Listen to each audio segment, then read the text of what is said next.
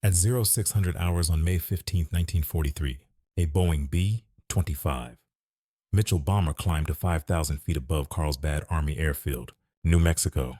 In the bomb bay hung a metal canister, 5 feet long, 18 inches in diameter. Inside the canister, arranged in 3 circular trays resembling egg cartons, 1,040 Mexican free-tailed bats slept in refrigerated hibernation. Each bat weighed approximately 0.4 ounces. Glued to the chest of each bat was a celluloid capsule. Inside each capsule, 17 grams of napalm, a time delay fuse. 30 minutes after the capsule was activated, the napalm would ignite. Temperature, 3,000 degrees Fahrenheit. Burn time, 8 minutes. The bombardier released the canister. It fell at 1,000 feet. The parachute deployed. The sides of the canister fell away.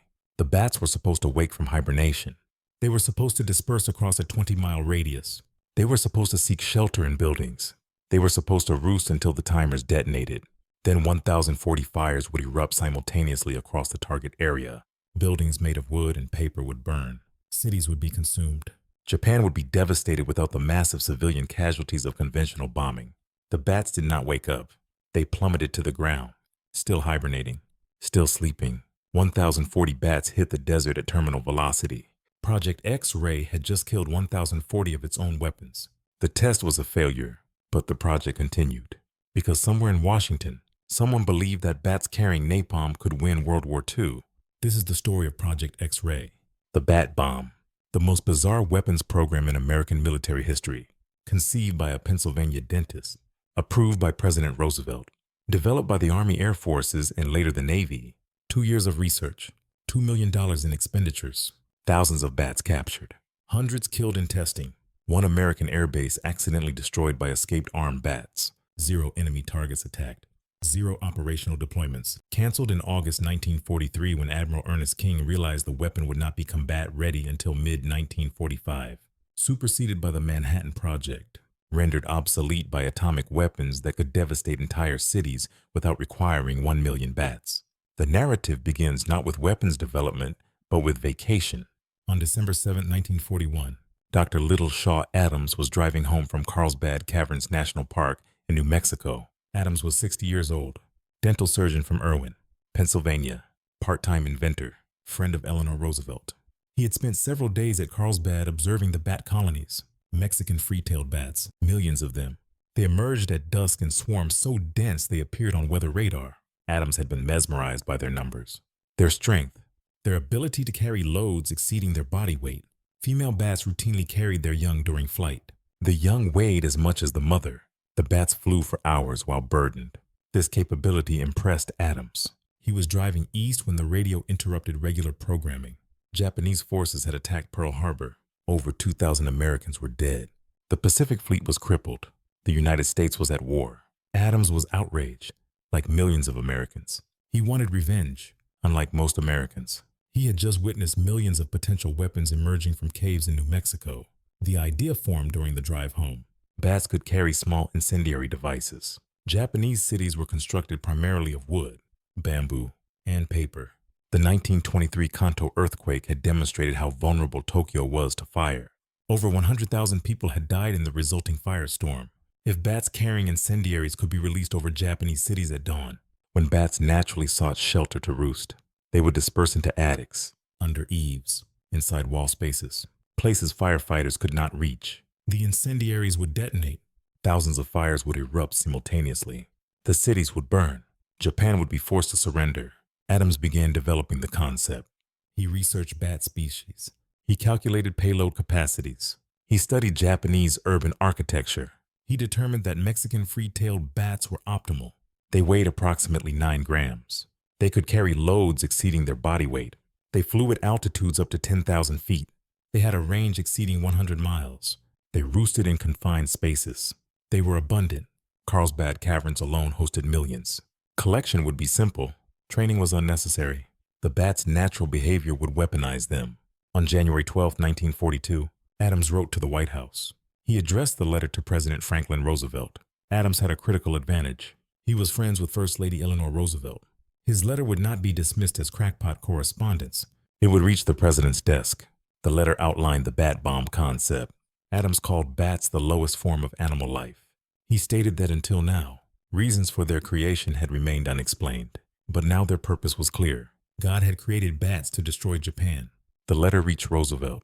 Presidential aides reviewed it. Military advisors were consulted. Scientists examined the concept. The conclusion was surprising. The idea was not insane. It might work. Roosevelt issued a memorandum. This man is not a nut. It sounds like a perfectly wild idea, but is worth looking into. The proposal was forwarded to the National Defense Research Committee. The committee assigned it to the Chemical Warfare Service. In March 1942, the Army Air Forces was directed to investigate. Subject: test of method to scatter incendiaries. Purpose: determine the feasibility of using bats to carry small incendiary bombs into enemy targets. Adams was authorized to assemble a team. He recruited mammalogist Dr. Jack von Blücher from the Hancock Foundation at the University of Southern California. Von Blücher brought assistant Jack Kufer, who would later write the definitive account of Project X-Ray. Adams recruited Osro Wiswell, a scientist, Tim Holt, an actor, a former gangster whose name was never recorded, a former hotel manager. The team was eccentric. None had military experience. None had weapons development background, but they understood bats, and Roosevelt had approved the project. That was sufficient. The team's first task was selecting the bat species. 30 species were evaluated. Mexican free-tailed bats were chosen. Scientific name: Tadarida brasiliensis. Average weight: 9 to 12 grams. Wingspan: 11 to 13 inches. Flight speed: up to 60 miles per hour. Range: over 100 miles. Roosting behavior: they sought confined dark spaces. They squeezed into cracks, crevices, attics, exactly where incendiaries would be most effective. Female bats carried young weighing up to 12 grams. Load-bearing capacity was confirmed. The species was perfect. Collection began at Carlsbad Caverns. Nets were stretched across cave entrances at dusk. As bats emerged, they flew into the nets. Teams removed them and placed them in refrigerated trucks, cooling them to 40 degrees. Fahrenheit-induced hibernation. Hibernating bats were docile. They could be handled safely. They consumed no food. They required no care. They could be stored for weeks. Transportation became simple. Refrigerate the bats. Load them. Transport them. Release them. The bats would wake when temperatures rose. The incendiary device presented greater challenges. It had to be small enough for a bat to carry, light enough not to impede flight, powerful enough to start fires, reliable enough to function after being carried by a bat for hours. Dr. Louis Fieser at Harvard University had recently invented napalm, jellied gasoline. It adhered to surfaces. It burned at extreme temperatures. It could not be extinguished with water. Fieser designed a miniature incendiary for Project X-Ray, designated H2 unit. The unit consisted of a celluloid capsule containing 17 grams of napalm gel, a small fuse with time delay ranging from 30 minutes to 6 hours, a surgical clip to attach to the bat. Total weight: 15 grams, including the bat. Total weight was 24 to 27 grams. Well, within the bat's carrying capacity, the attachment method was debated. Glue was tested. Surgical clips were tested. String was tested. Glue proved most reliable. A dab of adhesive on the bat's chest. Press the capsule into place. The bat barely noticed. Tests confirmed bats could fly normally with the device attached. They could roost. They could hang upside down. The weight distribution was acceptable. Bats occasionally groomed the devices off, but most retained them throughout test flights. The delivery system was the final component. A bomb-shaped canister was designed, 5 feet long, 18 inches diameter. Weight when loaded: 90 pounds. The canister contained 3 circular trays. Each tray had compartments resembling egg cartons. Each compartment held 1 bat. 347 bats per tray. 1,041 bats per canister. The trays were stacked vertically inside the canister. The bats were refrigerated before loading. They remained hibernating during transport. The canister was equipped with a parachute and timer. When dropped from a bomber, the parachute would deploy at 1,000 feet. The timer would trigger. The sides of the canister would fall away. The trays would separate. The bats would be exposed to ambient temperature. They would wake from hibernation. They would fly away. 30 minutes later, the incendiaries would detonate. In theory, the system was elegant. In practice, everything went wrong. The first problem was waking the bats. Hibernating bats required time to rouse. Temperature had to rise gradually. Metabolism had to restart. Wings had to become functional. This process took minutes, but the bats were falling from 1,000 feet. They had approximately 15 seconds before impact. If they did not wake immediately, they died. Early tests killed hundreds of bats. They plummeted to the ground still sleeping. The refrigeration temperature was adjusted. Too warm, and the bats woke during transport. Too cold, and they did not wake during descent. The temperature had to be precise, between 38 and 40 degrees Fahrenheit. Even then, wake times varied. Some bats woke immediately. Others remained asleep. Survival rates during early drops rarely exceeded 50%. The second problem was controlling the bats. They were living creatures with their own priorities. They did not follow orders. They did not fly where researchers wanted them to fly. When released, they scattered. Some flew north. Some flew south. Some landed immediately and roosted under nearby rocks. Some flew for miles. Tracking them was nearly impossible. Researchers drove through the desert looking for roosting bats. They found some, most disappeared. There was no way to predict where armed bats would go or what they would do. This unpredictability was theoretically an advantage. Randomness would complicate Japanese firefighting efforts, but it also meant the weapon could not be aimed. Bats released over Tokyo might fly to Yokohama, or they might roost in empty fields, or they might return to the aircraft carrier that launched them. The third problem became apparent on May 21, 1943, 6 days after the failed drop where 1,040 bats died hitting the ground. A second test was scheduled. This test used live incendiaries. The purpose was to photograph bats carrying armed devices. The test occurred at Carlsbad Army Airfield, New Mexico, auxiliary base, recently constructed. Wooden buildings, fuel storage, hangars, barracks, perfect for testing incendiary effectiveness, except the test was not supposed to occur at the base. It was supposed to occur at a range 30 miles away, but Signal Corps photographers wanted better footage. They requested additional bats be prepared with live incendiaries for close-up photography at the airfield. The request was approved. No one considered the risks. Bats with armed incendiaries were brought to the airfield. The bats were in refrigerated containers. The containers were placed in sunlight while cameras were positioned. The sun warmed the containers. The bats woke up. They were no longer hibernating. They were active and armed with napalm on 30-minute timers. Someone opened a container to retrieve bats for photographs. Armed bats escaped. Approximately 30 bats flew free. They dispersed across the airfield. They did what bats do. They sought shelter. They roosted under fuel tanks, inside hangars, in the rafters of the control tower, in the walls of barracks.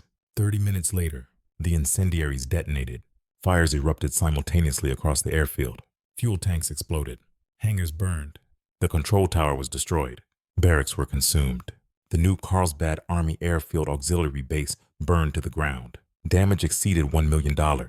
No casualties, but the entire facility was destroyed by escaped bats carrying weapons designed for Japan. The irony was not lost on anyone. The incident proved two things. First, the incendiaries worked. They started fires. The fires spread. Buildings burned. Damage was catastrophic. Second, bats were uncontrollable. They went where they wanted. They roosted where they chose. Releasing armed bats near anything valuable was suicidally dangerous. The weapon was effective, but it could not be aimed. It could not be controlled. It was as likely to destroy friendly forces as enemy forces. Testing continued. Between June and December 1943, additional drops were conducted. Wake rates improved. By December, 80% of bats survived the drop and flew away. Incendiary reliability improved.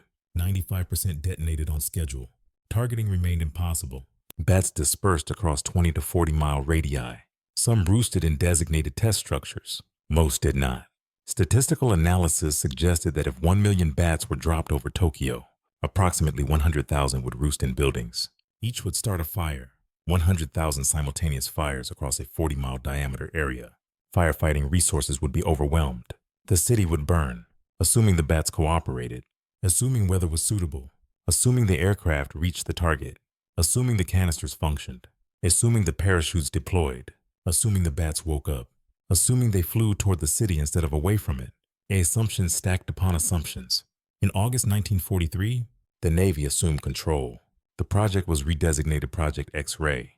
The Marine Corps was assigned operational responsibility. Testing was scheduled to continue through 1944. Production was planned for 1945. 1 million incendiary units would be manufactured. 1 million bats would be collected. The first combat deployment was tentatively scheduled for mid-1945. The target would be Japanese coastal cities, Osaka, Nagoya, Kobe, cities with dense urban areas, wooden construction, vulnerable to fire. Millions of incendiaries would be dropped. Japan would burn, but by August 1944, Admiral Ernest King had grown impatient. King was chief of naval operations. He demanded results. Project X-ray had consumed $2 million. 2 years of effort, thousands of man-hours. What had been accomplished? Some successful test drops. Some fires started at WWII Proving Ground. 1 American airbase accidentally destroyed. 0 combat deployments, 0 enemy casualties. The weapon would not be ready until mid-1945. King wanted weapons that could be deployed now. Project X-ray was canceled. The official reason was resource allocation.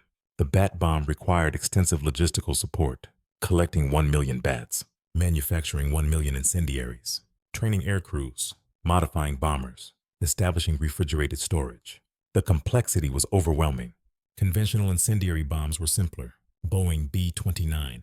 Superfortresses could carry 4,500 pounds of incendiaries.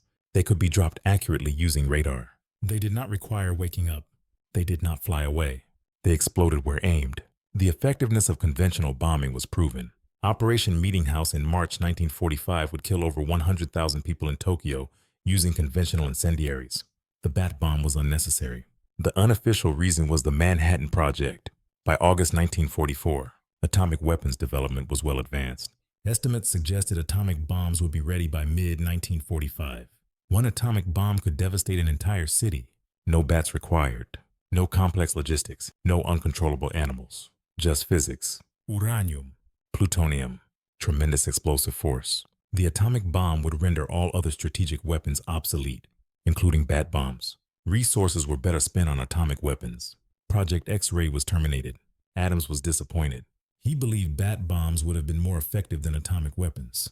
He argued that 1 million fires across 40 miles would cause more damage than 1 explosion. He pointed out that bat bombs would minimize civilian casualties. The fires would start in attics and walls. Occupants would have time to evacuate. Atomic bombs vaporized everyone instantly. Bat bombs were humane weapons. Atomic bombs were genocide. His arguments were ignored. The war ended in August 1945. Atomic bombs were dropped on Hiroshima and Nagasaki. Japan surrendered. The bat bomb was forgotten. Post-war analysis evaluated. Project X-ray objectively. The concept was sound. Bats could carry incendiaries. They could disperse across wide areas. They could penetrate structures firefighters could not reach. The incendiaries were effective. They started fires. The fires spread. Testing at WWII. Proving Ground confirmed that bat incendiaries started more fires per bomb load than conventional incendiaries. The report stated, on a weight basis, X-ray was more effective than standard incendiary bombs. Regular bombs would give probably 167 to 400 fires per bomb load. X-ray would give 3,625 to 4,748 fires. But effectiveness assumed bats cooperated. Operational deployment required perfecting numerous variables. Wake timing, delivery altitude, seasonal temperatures, weather conditions, enemy air defenses. The variables were manageable but complex. Combat readiness by mid-1945 was optimistic. Late 1945 or early 1946 was more realistic. By then, atomic weapons were operational. The bat bomb was obsolete before it was deployed. The ethical considerations were never seriously discussed during the project. Over 1 million bats would have been sacrificed, captured, refrigerated, armed with incendiaries, dropped over enemy territory. Most would have died, either from the fall, or from the fires they started, or from Japanese defenses. Jack Kufer, who participated in the project, later wrote that the morality of killing 1 million bats was never questioned. It was war. Sacrifice was necessary. But writing in the 1980s, Kufer acknowledged, if times have changed, so have I. It is hard to imagine now putting myself into a frame of mind to kill 1 million anything. Birds, bats, or bumblebees. The project consumed resources that could have been allocated elsewhere. $2 million was not enormous by wartime standards, but it was not trivial. The manpower was significant. The facilities were needed.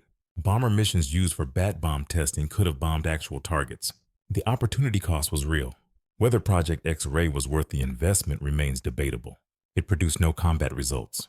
It did produce knowledge. Engineers learned about aerial delivery systems. Chemists improved incendiary formulations. Biologists studied bat behavior. The information was scientifically valuable. Whether it justified $2 million in 2 years is questionable. The story of Project X-Ray reveals how desperation drives innovation. The United States in 1942 faced a ruthless enemy. Conventional weapons were insufficient. New approaches were needed. Some approaches were brilliant.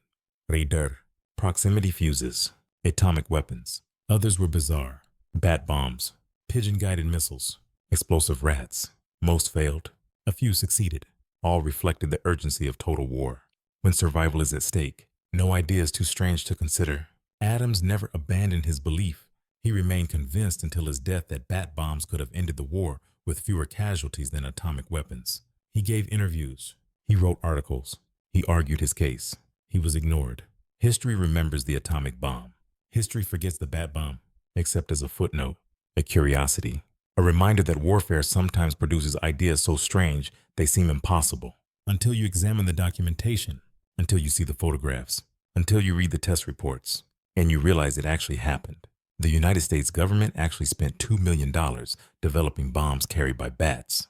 Today, Project X-Ray is commemorated at Carlsbad Caverns. Informational displays describe the project.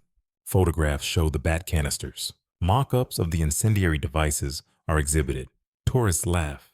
They take photographs. They wonder who thought this was a good idea. The answer is simple.